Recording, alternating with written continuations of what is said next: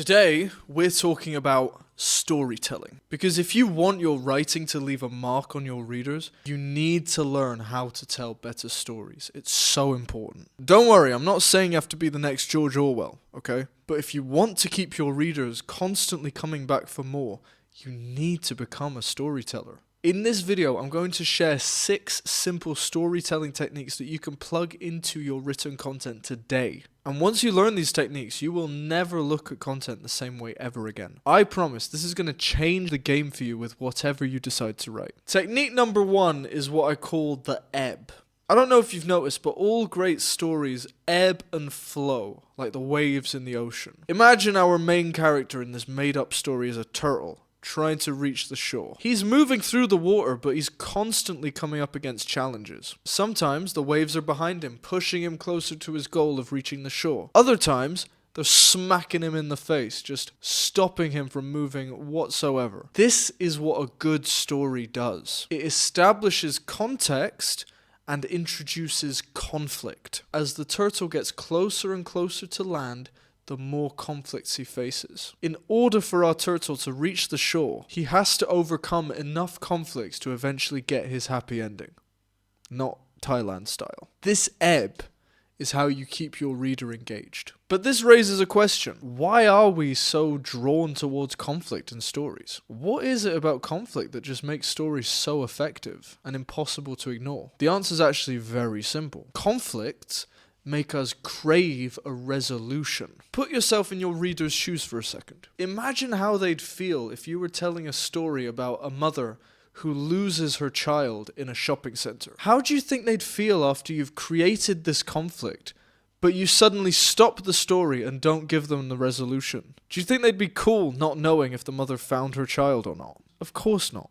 You created a conflict and the reader is expecting a resolution. If you don't give them that resolution, they'll go mental. Why do you think people hated The Sopranos ending so much? I won't spoil it for you, but fundamentally it's because the writers created conflict, but then decided to just end the show without providing a resolution. Instead of being conclusive, it was ambiguous. People weren't happy with it, especially after investing so much time into the show. This is exactly what the ebb does. It makes your reader want to stick around until the very end. The creators of South Park explain this in a different way, but it's fundamentally the same message. Here's their perspective. Each individual scene has to work as a kind of funny sketch. You don't want one scene that's just like, well, what was the point of that scene? We've found out this really simple rule that maybe you guys have all heard before, but it took us a long time to learn it. But we can take these beats, which are basically the beats of your outline, and if the words "and then" belong between those beats, you're f***ed, basically. You got something pretty boring.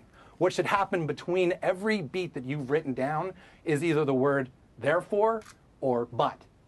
Right? So what I'm saying is that you come up with an idea and it's like, okay, this happens, right? And then this happens. No. It should be this happens and therefore this happens. But this happens, therefore this happens. And that, as soon as we are able to, and literally sometimes we'll write it out to make sure we're doing it. We'll have our beats and we'll say, okay, this happened, but then this happens, and that affects this, and that does to that, and that's why you get a show that feels like, okay, this to that, to this to that, but this, here's the complication, to that. And there's so many scripts we read from new writers and things that we see. God, I see movies. And you see movies that you're just watching, it's like, this happened, and then this happens, and then this happens. That's when you're in a movie just going, what the f*** am I watching this movie for? Just like, this happened, and then this happened, and this happened. That's not a movie, you know, that's not a story.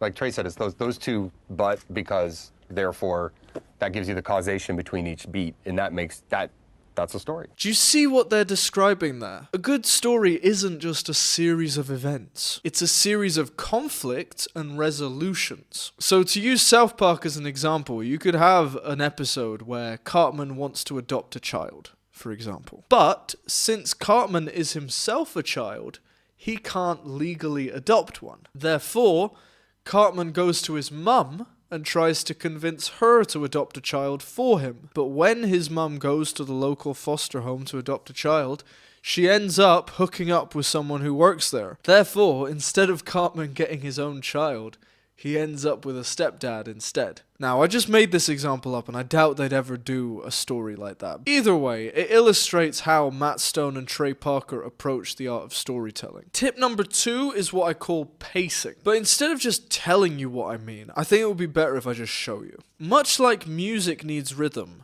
so does writing. Don't be monotonous, be diverse. This isn't just so you can be perceived as intelligent. Look at what happens when you read the first paragraph of this quote. When all the sentences are the same length, it becomes boring, predictable, monotonous, uninteresting, and worst of all, tiresome. And as I mentioned earlier, a good story has to ebb and flow. A good story is not supposed to be predictable. It's meant to be exciting. Your writing needs to do the same thing. The next time you write something, just look at how your sentences are written. Are they all the same length? Do all the sentences flow in a robotic rhythm? Read what you've written out loud and just see for yourself. If it sounds monotonous, you got to go back to the drawing board and change things up a little. Now, lesson 3 is something totally different. But first, I need to hit you with a truth bomb. An atomic truth bomb. The most successful writers online are not the ones who sound the smartest. They're not the ones who use the fanciest words and the wittiest phrases. They instead focus on one super simple thing: clarity.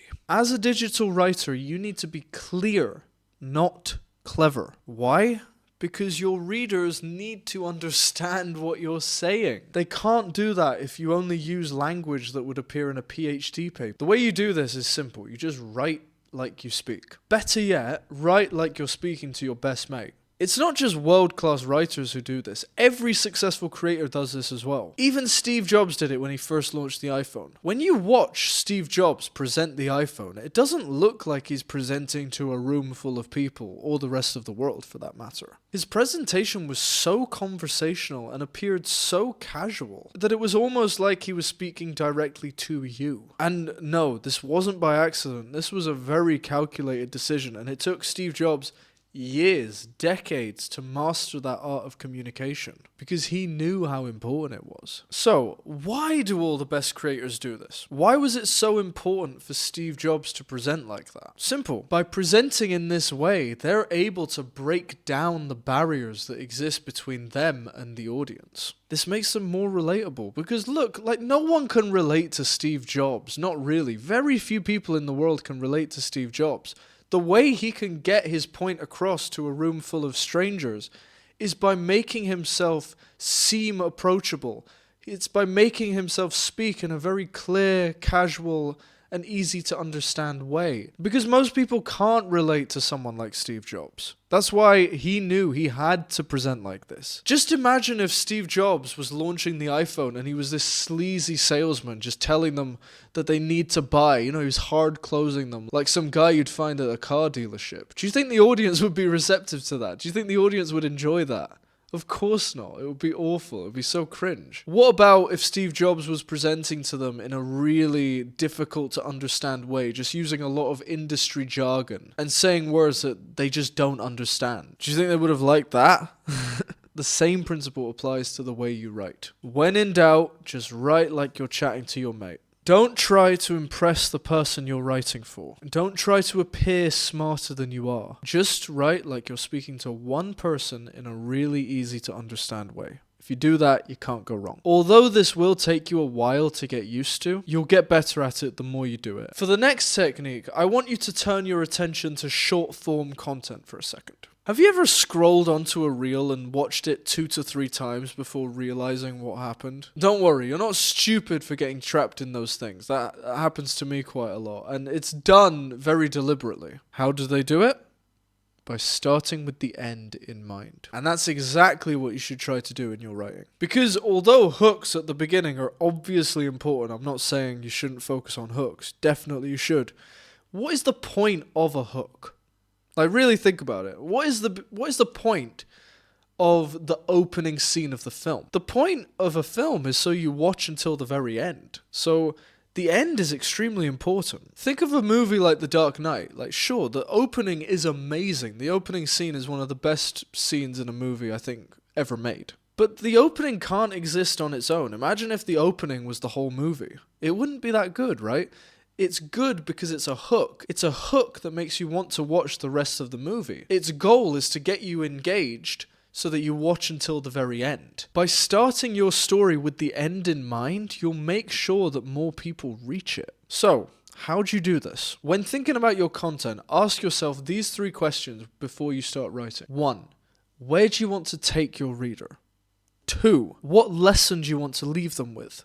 3. What is the last thing you want them to see? These are all questions that inform how you craft your ending and how you approach writing your content. Now, this next thing I'm going to show you will help you get better at producing unique pieces of content. Because the truth is, an interesting idea is not enough to stand out, especially on the internet. Unless you're writing in a very specific and hyper niche area, there are probably hundreds of thousands of people creating content about the same thing you're creating content about. So how do you make a splash in an already crowded pool? It's actually pretty simple, and I'll explain using an example. Imagine aliens came to Earth to meet Donald Trump. Who knows? It could happen, right? If this happened, it would be the hottest news story in the entire world. Everyone would be talking about it. But while most people will be talking about things like, what do the aliens want? Why are they here? Where did they come from? What's going to happen? Is Trump going to nuke them? You instead need to find a completely different way of talking about this same story. Instead of writing about what everyone else is writing about, you'll find a completely untapped perspective to approach it from. For example, you could write about how this event compares to when Europeans first went to America. You could talk about your experiences watching alien movies and how this experience matches up with it. You could even write content analyzing the body language of the aliens to see if there are any similarities to how human body language works. Do you see how this kind of content would stand out? It's talking about a popular topic, but it's talking about it in a way that no one else is. This is by far the best way to differentiate your content if you're writing in a very crowded marketplace. All you have to do is slap your unique filter on top of a popular story and voila. You have a compelling piece of content. Last but not least, we need to talk about the mosquito net of attention. And yes, I just came up with that. If you go back through this video, you'll see that I used this technique many times throughout it. But I wanted to end with it here so that it stays top of mind. The mosquito net of attention is how you get people to engage with your content. The Dark Knight has it. Mr. Beast's video has it. Every single piece of successful content has it. Every single captivating story starts with it and has them littered throughout to keep the viewer or reader engaged. There are many ways you can use this technique, but for now I'll just give you a few. First, start off with a massive statement. I mean, what is this video? This video was titled, How to Become a Master Storyteller, not how to become an alright storyteller. Master storyteller. That's a big statement, right? And when you have a big statement, that gets people interested, that gets people in the door, and it gives you an opportunity. They will hear you out if you deliver on the big promise. Because let's face it, you're a lot more likely to read a piece of content that starts off with, the world of crypto is dead, and Elon Musk killed it, compared to, did you see what happened?